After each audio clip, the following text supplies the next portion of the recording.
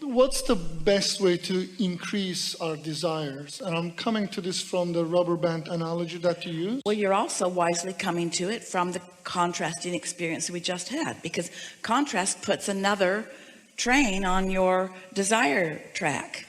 But did you hear? This is a clarification we have never made before, isn't it?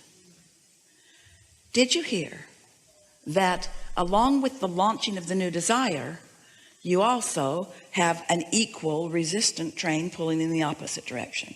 So you really haven't gained anything except more desire that is frustrating the life out of you. So your question is perfect. That's one way to increase desire. But really, what good is strong desire with complete resistance? You know what that means? Desire, desire, desire, resistance, resistance, resistance, equal trains, equal trains, equal trains. You know what that means? You're going to get everything you want when you die. That's what it means. Ooh, what a transitional moment that's going to be. Pah! But meanwhile, while you're still in your physical body, the most effective way to increase desire is by focusing upon the things you want and milking them. Stay with a subject of desire and just talk about it longer. Talk about it with friends. Look for evidence of it around the universe in which you live. Because what increases momentum of anything is attention to it. You hold a thought for as little as 16 seconds. We used to say 17. You hold a thought for as little as 16 seconds. And another thought like it will join it. And now there's more momentum. Do it again, and now there's more momentum. Do it again, and now there's more momentum.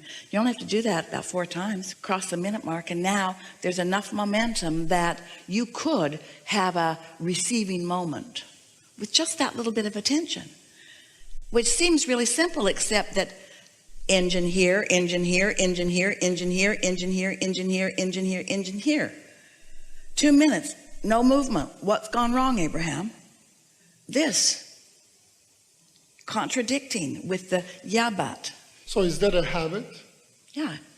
It's a habit that is encouraged by law of attraction, because law of attraction is an equal opportunity employer. Law of attraction is not a consciousness giving any concern or awareness to whether it's something you want or not. It just doubles down on vibration. So then best way to stop adding resistance is kind of occupy the mind. You said the perfect thing, because you can't really think 2 things at the same time, can you? In other words, it's one or the other. But when you say, I want it, but, and don't you hear yourself sometimes saying that? Well, wouldn't that be nice, you say sarcastically. Wouldn't that be nice? And what you mean is, I want it, but I don't believe it. Wouldn't that be nice? Wouldn't that be nice? I want it, but I don't believe it. And so when you find yourself saying that, you can feel yourself saying that, then say, now wait a minute, it would be nice. And maybe it is possible. And there are things that I've doubted before that have come about.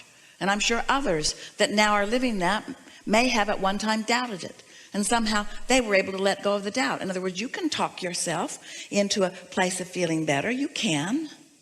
You see, really, rather than working too hard initially on increasing your desire, it's really easier to just decrease your resistance by changing the subject, by hanging around with different people, by caring about how you feel, just by being aware of what things you say.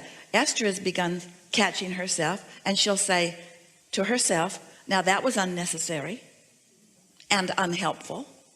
And something about just defining that it was unnecessary helps her be more aware next time she gets in the vicinity of it.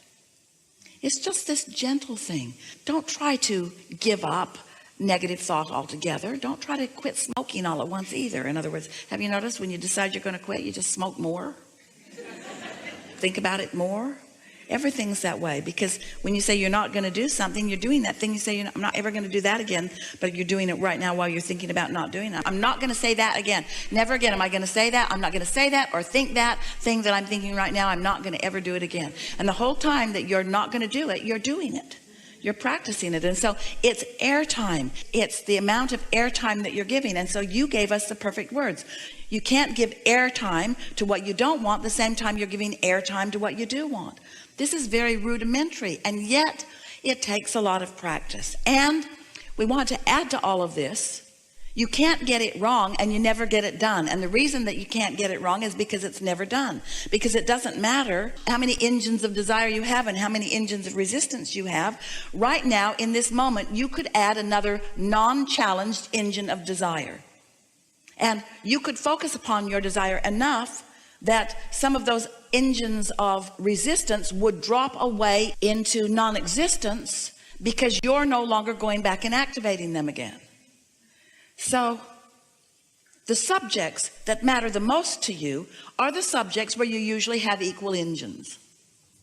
The subjects that you think the most about are the subjects that you've weighed the pros and the cons and the pluses and the minuses, and you've talked to more people about it, and you've got more nose book friends involved in it, and so it's more difficult. So the subjects that you don't have a lot of resistance, a subject that is pure,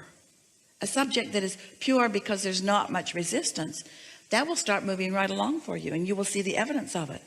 We have a famous story that we've been telling for years. We were talking to a woman on the telephone who was having none of us. She wanted us to tell her fortune, and she wanted her fortune to be a good one.